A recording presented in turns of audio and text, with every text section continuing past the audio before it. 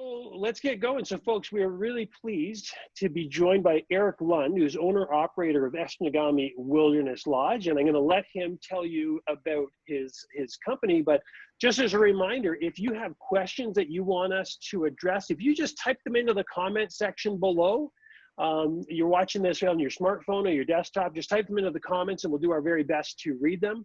But don't be afraid to reach out to, Eric direct. We're going to make sure that all of his coordinates are available, at the end. And I always like to disclose to people if I have or have not fished at a location before. So yes, I did have a great opportunity to do a trip with my brothers and my father. It was about 10 years ago, but I did have the pleasure to fish up at Esnagami. So why don't I pass it over to you, Eric, and why don't you tell us, high level about Esnagami Lodge? Sure.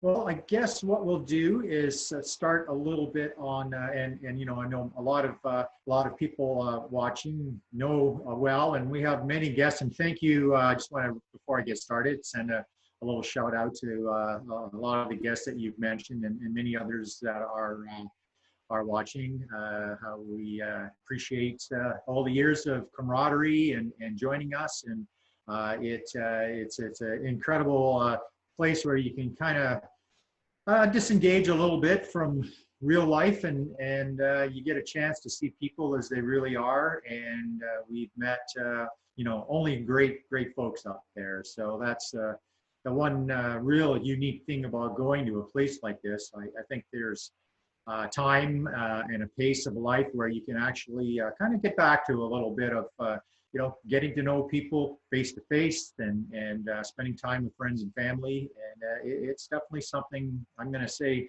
this is 32 years this year that we'll be at the lodge. And I think that's the right amount of year. I've been a little lost on it. It's 30 good years. And I'm going to be very honest, and given our situation that we are in today, I don't think I know of another year that I wanted to get back up to camp and get out on that lake and spend some time out there. But so what we are is we're a fly-in fishing lodge and outpost camp operation, and we operate out of Nikina, Ontario, which is about a 3.5-hour drive, roughly at northeast of Thunder Bay. So geographically we'd be between Thunder Bay and James Bay, and that's in the Arctic watershed.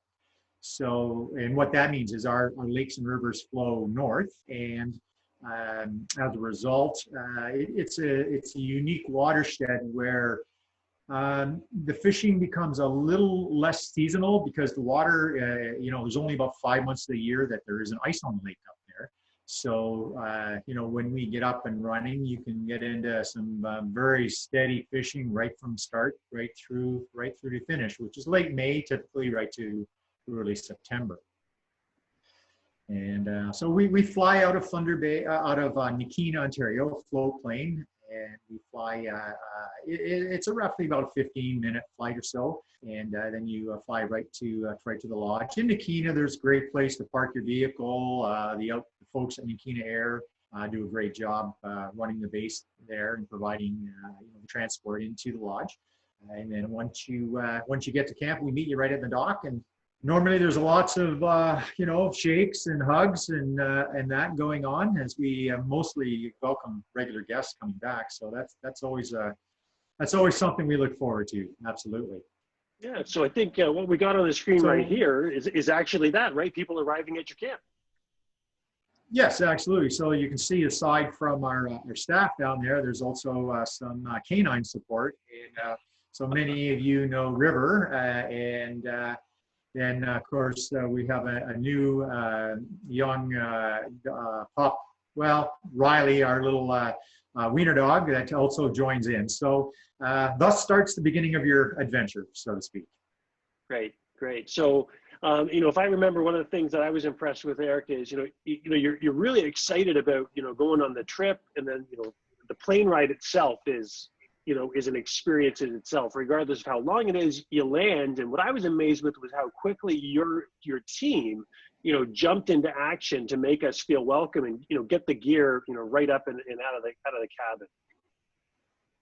So I get the sense that, that's a commitment you have, is to making your guests Yeah, feel and that's welcome. Well, absolutely. They've traveled typically a long way, from most major centers. It's, anywhere from probably a 14 to 18-hour drive if you're driving up. So usually there's been a lot of anticipation, and probably the last thing that they want to see happen is sit around on the dock forever and that. So no, we're ready to go and get guests up and settle in their cabin, and then they typically will swing up to the lodge for maybe a muffin or a baked good and a coffee, or there might be the occasional cold beer that gets officially started at that time. And we'll kind of do a welcome and bring them up to date on what's going on with the fishing and other things, and take lunch orders and start that week of fishing on the way. And awesome. So. There's a number of times where I don't even, aside from meeting them at the plane, and a guest comes up and it's like, where's the lunch, and which one's my boat? And I sometimes don't see them for 2 days. I'm not sure if they actually come in from fishing at night or not, but it seems that anticipation that takes a little while to take the edge off. So it's great to see, for sure. So one of the questions that I've had is about roads, and I never thought, it's a great question. What is the condition of the roads, leading up to Nakina Air Service? Yeah, so that's a good question, and the roads are typically in pretty good shape. It's all paved the whole way up, as long as you don't kind of get drawn off the main routes. There definitely are some scenic routes that you could go that would require four-wheel drive, but either coming up from Toronto through North Bay or Sudbury and coming up around through Hearst and Cochrane and Cap, or coming up through Sault Ste. Marie and Walleye, they're paved roads the whole way, and they're typically in pretty decent shape. Right into Nakina, there's a little bit of gravel the last maybe 2 miles, but overall, it's flat top the whole way, and it's pretty straightforward driving. Great stuff. Great stuff. So maybe you could take us through what are the typical species. I mean, I'm familiar with this, but we got a few slides here that I think will maybe speak to each species based on the picture that you see on the screen. Well, absolutely. So one thing that we are fortunate to have at Esnagami is a pretty good variety of fish. Walleye and pike and brook trout or speckled trout being our three main fish. We do have quite a few whitefish that are caught earlier in the spring and in the fall.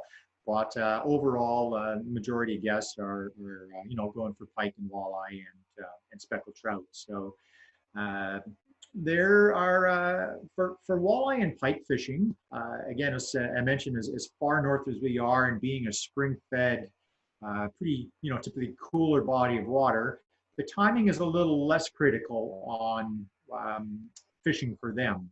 So we get started usually the last full week of May. Typically, we hope the ice is off by then. It usually is. And then we run 1 week into September. So right through the whole summer, you can run into excellent fishing every week. The trout fishing, and especially in the river, which is one of the highlight trips, I guess, for some guests up there, is it's really the first part of the season, and that would be from the last week of May to maybe the first part of July would be your prime time for trout fishing. So, really, as far as the pike and walleye are concerned, it depends on when you like to do your trip, or how you're planning to do it. Typically the weather is a lot cooler in the spring right off the start. But, as you get into late June and July to mid-August, it's beautiful summer weather. And then again, we're back to late August and September is really like October, November in southern parts here. So, but that's the three main fish that we are after. And so that being said, we do have also, aside from fishing in the main body of water, and Esnagami Lake itself is a very large and expansive watershed, over 18,000 acres. There's over 200 islands on the lake, and at least 50 look exactly the same. So you do have to pay attention a little bit as you're working your way around. And then we have several side trips that you can take as a variety, and the river trip. And this is a picture of one of our guides, Neil, from a number of years ago, and an excellent guide that has guided the trips down the river. So there's a lot of opportunity, and you can come for many years and really, find new places to fish. Every year you come up there. All right, so I've got two questions for you. I'll ask them both, and then I'll stop speaking. Is one of the questions we often get is, is this a system, Esnagami Lake, where I can catch numbers, and trophies? Is it both, or do you lean one way? And then the other question would be is, I know it's a big body of water, but do you need to travel huge distances to gain access to good fishing? Sure. So, as far as the size of the numbers of fish, the lake offers both opportunities. Once if you get out and get into a spot where you're jigging walleye or drifting across a point or sandbar and that, you can literally catch walleye after walleye in a 2-hour span, and a couple people can boat a couple dozen walleyes, no problem. Having said that, we do have a few groups that really target bigger fish, and so they'll tend to cover more ground. For myself personally, once I find fish that are feeding and are active, I usually will stay there and fish it for a period of time. Other guests, if they're catching 2-pound or 3-pound walleye, they move, and they'll move along until they can target some bigger fish. But it also goes to, and a lot of guests have heard that I have 5 golden guide rules when it comes to going out fishing and when you take guests out, and kind of pertaining to your question on numbers of fish. Well, the first rule, guide rule number 1, is actually not related to fishing to some degree. It's never leave the dock without your rain gear. Yep. And so if you've been up in northern Ontario on a day where it looks nice and sunny in the morning, and then by 3 in the afternoon there's a north wind blowing and it's pouring out and the temperature drops to 5 or 10 degrees Celsius, you're going to be happy you were paying attention to rule number 1. For sure. Rule number 2, as a caveat, is see rule number 1. So again, can't stress that having good foul weather gear is important in the wherever you go. And number 3 is a fishing rule, and it is never leave fish to find fish. Yeah. And I think we've all kind of done that. If your goal is to catch a lot of fish, then you pay attention to that rule. But sometimes it's you've caught a bunch of fish, they're all about the same size, and we'll go try somewhere else, over at Anchor Island or Wildcat Narrows or up by the Small Narrows, and you get over there and it ain't happening. So, it's as from a guide, depending on who you're with, sometimes it's good to kind of enjoy that catch while it's, enjoy the bite while it's going on. So yeah, awesome. That being said, so our for guests and something that has changed over 20 plus years of fishing is the attitude towards pike fishing in the north. And, one time it was kind of no, I got a pike on, and but now we actually have a lot of guests that come up and are targeting chasing big pike around. And if you caught it, if you caught big pike in the 10 pounds or better, or 20 pounds plus class, and kind of tussle with one of those, you'll understand why that is such a adrenaline thing to do. So speaking of things that have changed, and I remember when pike was, and some people considered it a junk fish. It was they didn't like it. But another thing that I know has changed a lot is the appeal of fly fishing. Absolutely. So maybe you could talk to us about fly fishing.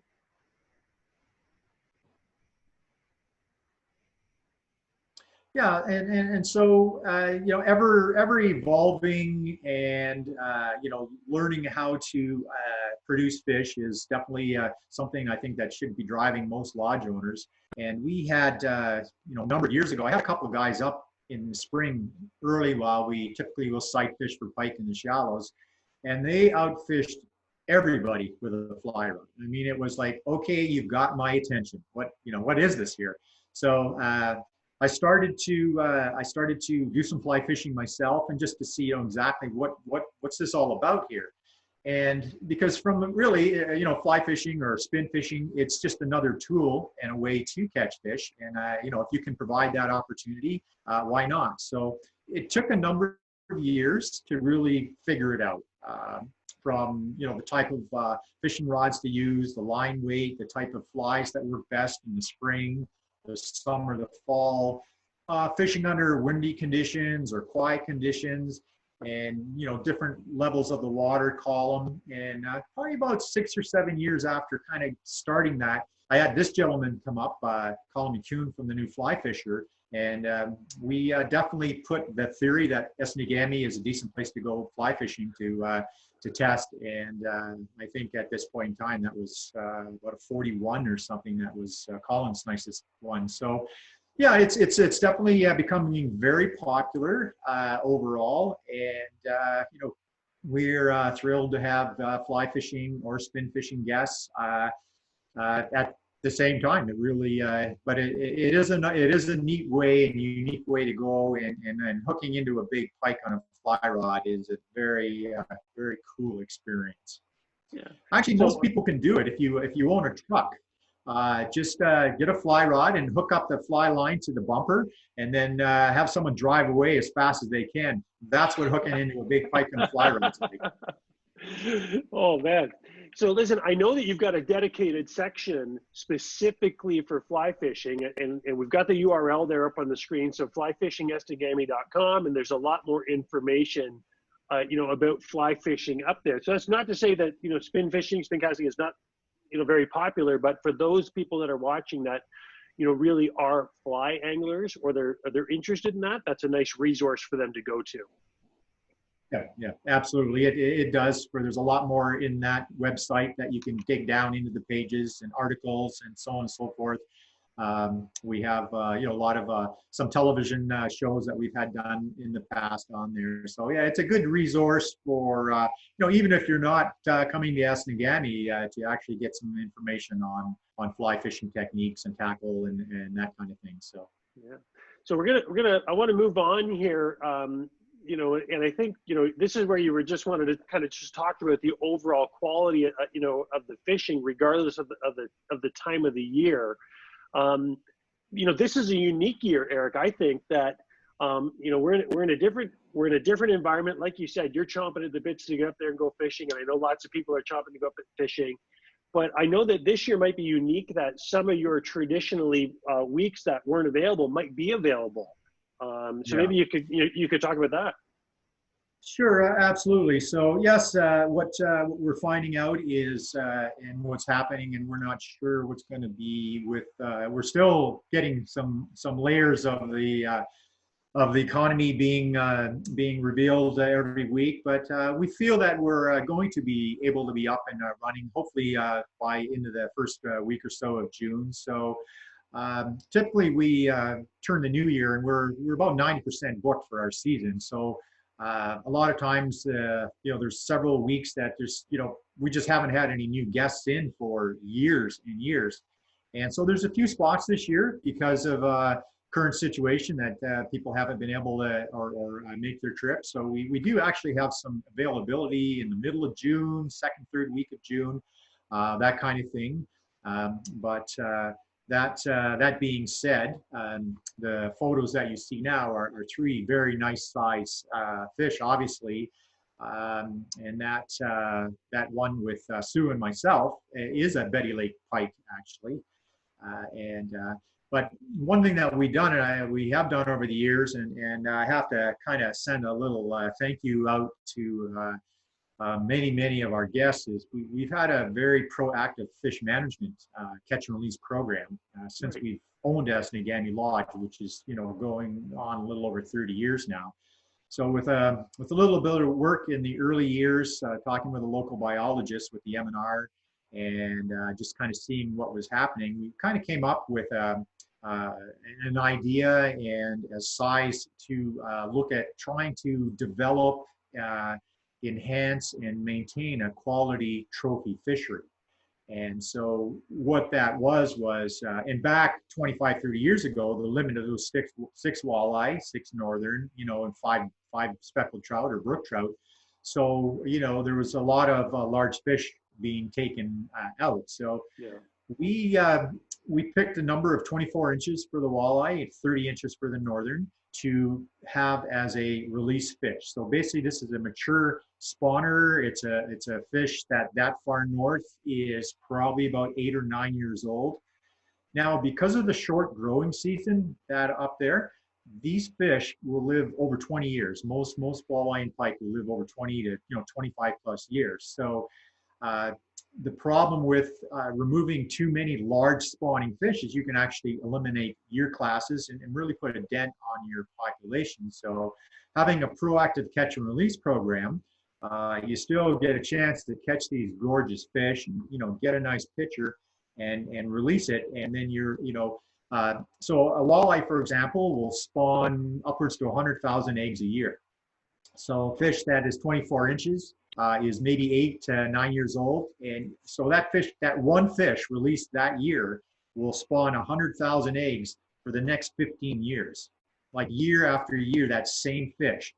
We typically have almost about 500 fish like that released every year between walleye, pike, and brook trout. So over 30 years, that's about 15,000 of those mature spawners that have been released. And we have, and you can go out and catch a boatload of walleye in a day that are 2 or 3 pounds. And those are the fish that, if you would like to take fish home for your limit or have a shore lunch or a fish fry, as long as you manage the bigger fish, really that resource should be available for the foreseeable future. And it's definitely a system that works. And we've had this very long-term track record of producing that catch and release program. And again, and all of our guests have so become engaged in this and ambassadors of it. I have to really tip my hat to them, because it's one of the reasons why we enjoy that high quality resource to this day at Esnagami. Yeah. Well, bravo to you. I mean, it's really important, to do that for people's enjoyment and the long-term success. So let's switch gears a little bit, and maybe you could talk to us a little bit about the different plans and options that you have available. And folks, if you're interested in a booking, so what I'm hearing from Eric is he's able to take bookings. So if you're looking at your trip for this year, give him a call. We'll put his contact information up on the screen. But what are some of the options and plans that are available for the guests? Yeah. Well, first of all, hello to Doug and Lee. I can see you guys in that picture. Good to see you. You look the same as you did from, I don't know how many years ago it is since you started coming up there. But so we actually offer a few different plans. One is called American Plan, which is basically the term for an all-inclusive, where all your meals are included, breakfast and dinner served in the main lodge dining room, which is this location here. And then typically you take your lunches or shore lunch out in the lake with you. And then the other is a housekeeping package, which would be more for guests who want to do their own meals, kind of set up their own schedule. And the cabins are fully equipped with kitchens in them and all the cooking utensils and pots and pans that you would need to prepare your own meals. We also do a modified plan. So there are some that would like to have dinners done, but just want to do their own breakfast or vice versa. So we're more than happy to accommodate that as well. And then we have outpost camps as well. I'll kind of cover that a little bit after. But so the cabins, we have quite a few cabins. There's actually 9 altogether. And although 4 of them are set up for 2 people, so we're very happy to accommodate groups of 2. And each cabin has a deck off it and a pretty nice view of the lake, sitting area, beds, and full bathrooms, 3-piece bathrooms, and a same fridge, sitting area. So they're quite well appointed, I think, and we provide linens, beds, blankets, linens, towels, daily towel service, and they are cleaned up and tidied up every day as well. So Yeah, for I can housekeeping say. guests that come up, the one thing about yeah, for housekeeping guests that come up, one thing that is when you do fly into one of these places, that definitely your weight limit is a consideration. And a case of beer is 22 pounds. That seems to be fairly common knowledge for some reason out there, and that would be cans. But one service for housekeeping guests that come up that we do offer is if you can get us your grocery order ahead of time, a week or two ahead of time, we can arrange to have it for you waiting for you in your cabin. And that saves all the hauling of that stuff in. And really, we buy so much food every week anyway, to get a extra 5 or 10 pounds of potatoes or a couple bags of milk or whatever is very easy for us to do. And we're happy to provide that service for housekeeping guests. Yeah, that's a super thing, because whether it's beer or pop or whatever, that does add up in weight. So it's great that you offer that service. Absolutely. So listen, let's talk a little bit more about the dining kind of experience, how that works. And I think we're going to take a look at your menu here, because I think that's worth spending some time on. Yeah, for sure. I mean, that's one thing that we definitely pride ourselves on. And there's a term known as the Esnagami 10, and it's not like a fish term. It's a lot of times at the end of the week, apparently there's an extra 10 pounds that might be carried out on the flight that wasn't on the way in. But we're very fortunate to have our chef Troy back again for his 4th year this year, and as many guests who've been up in the last few years can attest to, Troy is an absolute genius and a very good chef and cook and baker. So we have like a 7-day menu for dinners. And typically we'll start out on Saturdays with a rib buffet style dinner, and we provide that's more of a buffet style where guests kind of get a chance to get up and help themselves, and meet some of the other guests that are in camp. And every meal ends up with a homemade dessert as well. And Saturday, as you can see there, is cherry cheesecake. So then we kind of follow a little bit of a traditional path. On Sunday, we have a full Thanksgiving turkey dinner. And I have to say, in the Lund household, because we have 15 of those turkey dinners in a summer, we don't typically have turkey for Thanksgiving. Although it's and I can Troy will attest to this, the turkey is still my favorite all-time meal, and it's a great one. So Monday we have a prime rib, and then we move on to a chicken dish on Tuesday. Wednesday is typically pork loin or ham. Thursday is a pasta night, and we do swill some red wine and include that. We serve wine with dinner that night, and everyone thinks that it's a real nice way to kind of top off a nice pasta dinner, but really, it's usually the night we settle up the bill, so we like to loosen guests up a little bit. They come to do that after, and we find that process seems to go along a little bit more streamlined. And for guests that come through Friday, we usually have a chef choice for that night, and we may have steak or chops or that. And yeah, so that's our menu. It's all made in-house, homemade bread, made on-site. Everything's very, very detailed and attended to. And we definitely, if there's any gluten or other kind of special diets that's required out there, it's pretty much mainstream now. We're more than happy to accommodate any special requests in that regard. Yeah, so I mean, as breakfasts part of are basically a la carte. So, okay. Sorry, Eric. What I was going to say there was my guess. Yeah, just quickly on breakfast.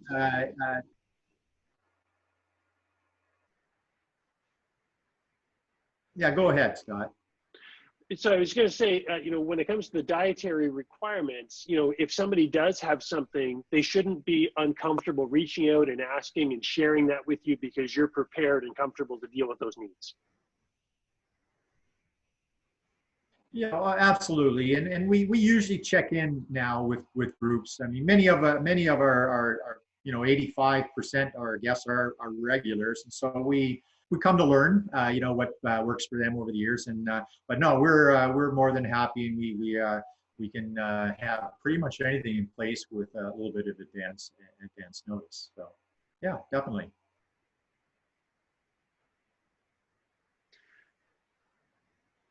So I was maybe just share going with to finish off with a quick little shout out to the breakfast. So breakfast is more, it's a la carte. So we can do eggs or omelets or pancakes, French toast, and hot or cold cereal. Really, if we can make it and you would like it, we'll do that for you. And there's always hot coffee and tea, and typically our Troy also has a baked good in the morning as well. And I can attest that his scones are really great with a cup of coffee. That is for sure. That's awesome, and I can attest that the meals were outstanding and the service was great. Maybe could you take us through your fleet of boats, and if you could, maybe comment for the fly fishers. Is there a different boat setup or arrangement for those folks? Yeah, absolutely. You can see these are gorgeous cedar strip boats, and I fell in love with these when I got into the fishing camp business, and having fished with aluminum boats and cedar strip boats, there's almost no comparison as far as how they handle on the water, how they're quieter, and Esnagami is a fairly substantial body of water, and we can get some fairly good size waves at times. And we've never ever had an issue with a boat accident or a capsizing. So they're powered by 99. We have new Mercury motors that we purchase every year. There's comfortable boat seats, nets, and we have customized boats many years to different requirements from guests, from mounting fish finders or depth finders, any other kind of item that they might use to help in their quest for catching fish. And so yeah, that being said, for fly fishing, we do also, and we have lots of guests actually do like using, we do provide casting decks as well. So for those that like to, especially do a lot of casting for pike, whether you're fly fishing or whether you're spin fishing, it's nice to kind of stand up a little bit higher and not have to, kind of balance on a narrow seat there. And that's really, and with your fly fishing, that if you're stripping in fly line, if there's something to catch it on, you will catch that, whatever it is, nail or hook or corner. So that's where the casting decks are really, really advantageous. Great. So, we got a few different things that you can do, and you kind of mentioned it, but maybe you could comment on your outpost or the river trips or the portage lakes. I'll let you take it where you want it to go. Sure, absolutely. So, in a week at Esnagami, you can absolutely get lost on fishing the main lake and not even really, do any side adventures. But we do have 3 or 4 different little side lakes with short portages into that you could go in for an afternoon or a morning or a day and fish, for a lot of numbers of fish or target some larger ones. We do have some gorgeous little spring-fed lakes that got some nice brook trout fishing in them. So not necessarily that you're going to go in there and, like have different fishing than on the main lake, but it is nice to be, walking in and being the only ones in there, and just kind of adds to the adventure. And I really find too with youngsters that breaks the day up to do a little walk in to a side lake and have an adventure.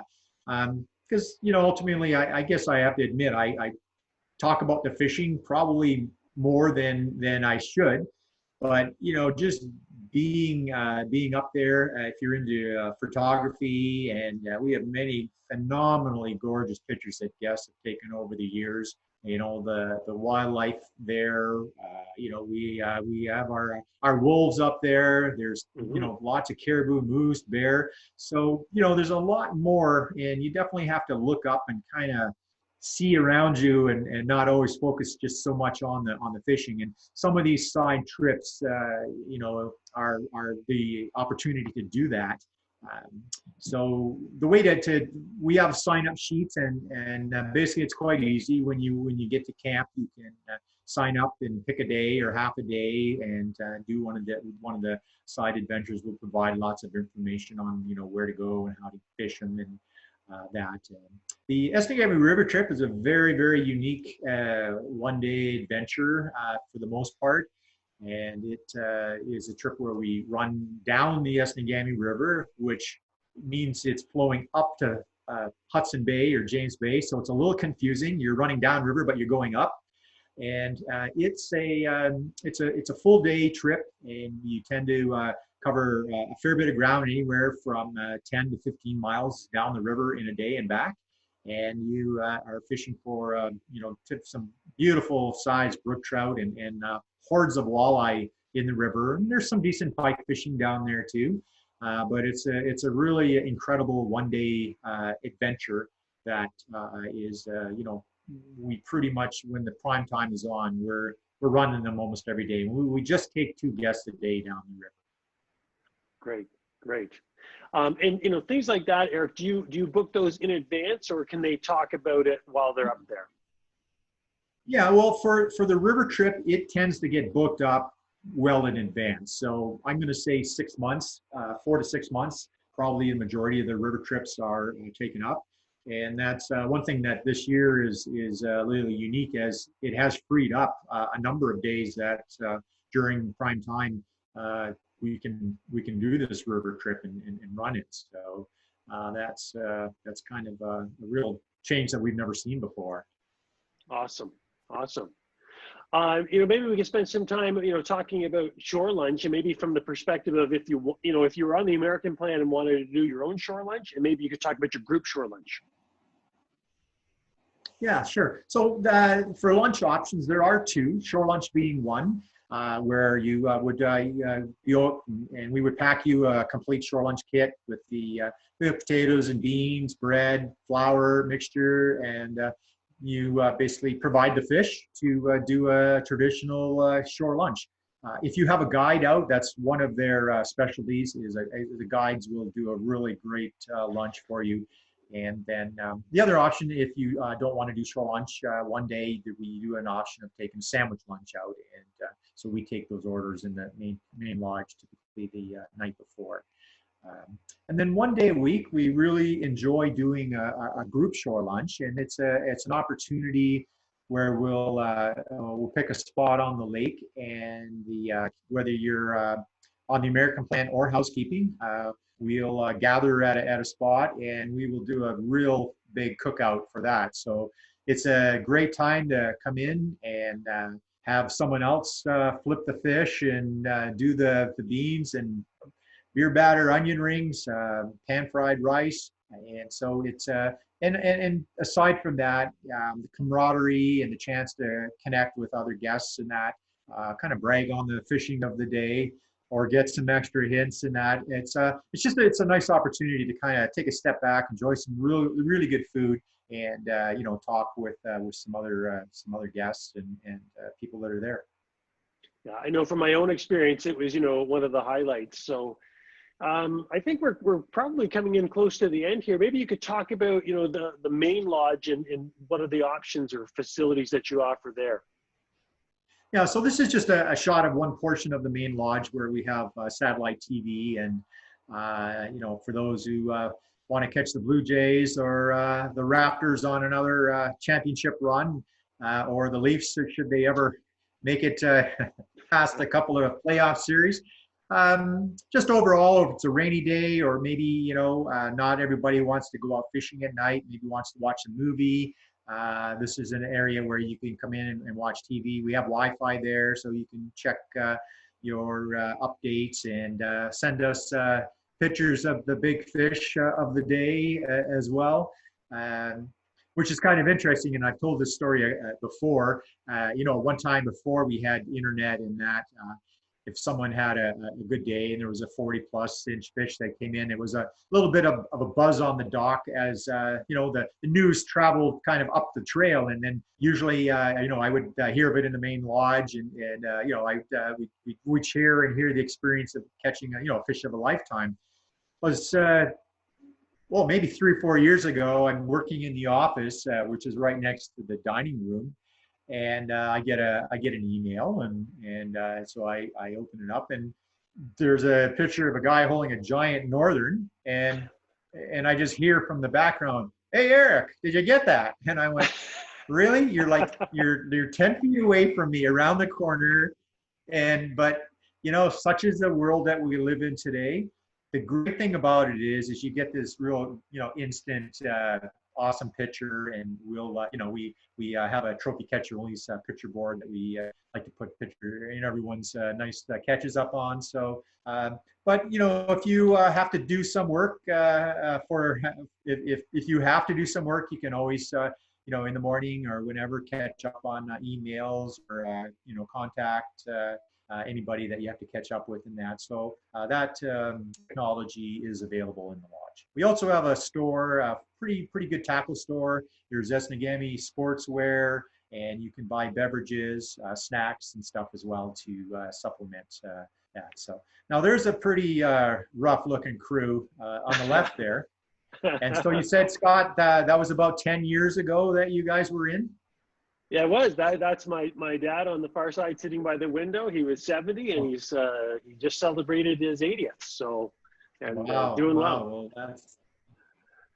Well, it's good to see all the smiles, that's for sure. So, if somebody wants to, sometimes they look at the, your website, we're going to post that, but if they want to ask you questions about their group, or if it's families, or if they want to talk about, what their packages or needs, they just reach out to you. Is that the best way to do it?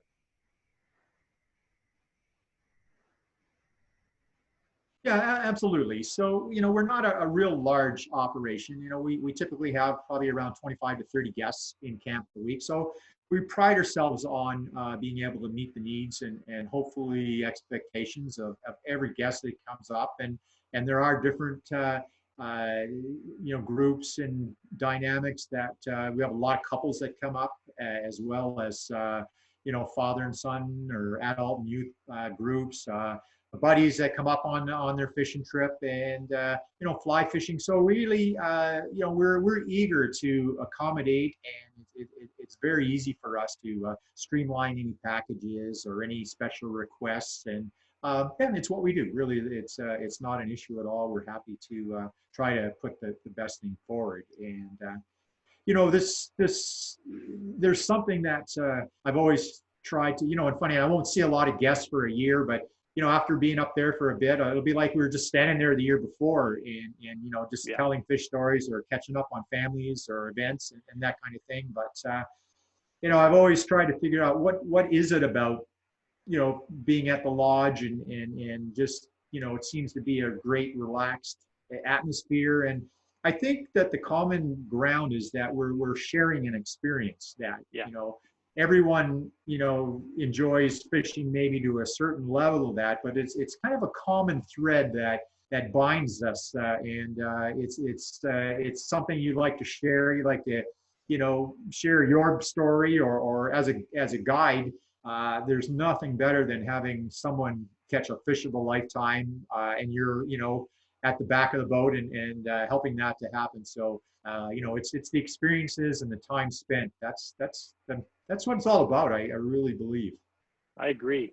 So folks, if you're with us there, if you do have a question, we're at the end of our kind of formal presentation. So if you have a question you want to ask live, if you're with us live versus if you're on the recording, the contact details are up on the screen. Type it into the comment section. We'll do our best to answer that for you. And as we wait for those, if they come in or not, just a few reminders. You can get a hold of Eric. His coordinates there, esnagamilodge.com, flyfishingesnagami.com websites. Eric, which phone number would we be using at this time? And so right now we're in May. What? Yeah. So right now we are still on our winter season phone number, and I would suspect, and Sue, my wife Sue, is going to be here probably through into mid-June anyway. We may have her and our kids up at the lodge working a little sooner this year because they're just homeschooling right now anyway. Yep. So that 519 area code in London. Once we know when we're going to be able to get up to get the camp up and running, we'll shout out and let everyone know, and then they can reach us at our email is always a really great way to contact initially, because whether we have access to a phone or not, we typically can get emails and start reaching out that way. Super. So let's wrap it up there then, folks. So thanks so much for joining us tonight and listening in as we get a chance to share Esnagami Lodge. The coordinates are there on the screen. Don't forget that you can see this show and any of the shows on the YouTube channel, which is youtube.com, the Canadian Fisherman. And in the show notes, we always have all of the contact information so you can reach out to Eric that way. Eric, thanks again for being so generous with your time tonight. Is there anything that we didn't cover that we should hit before we sign off? We didn't really talk too much about the outpost camps, and so just briefly, we have 2 outpost camps, and they're located about 25 to 30 miles down the river.